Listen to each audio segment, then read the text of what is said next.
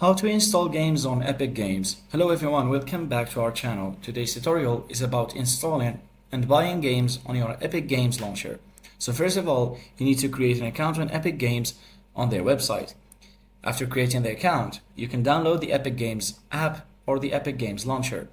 This is the Epic Games launcher, and here you can add games to your library after buying them, and after that you can proceed with the installation and you can play your games. So first of all, of course, you need to log into your account.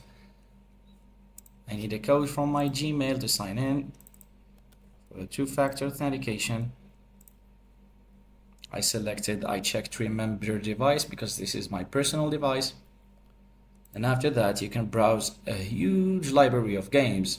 You can pre-purchase FC25 right now, and you can browse different games. Some games might be free sometimes, but most of the games require you to buy them. So after buying a game, you're going to find it right here in your library. So you can add it to your favorites, create a new collection of games, or basically to install a game, you just click on the game right here and the installation process will start on your computer, just like on Steam or any other gaming platform.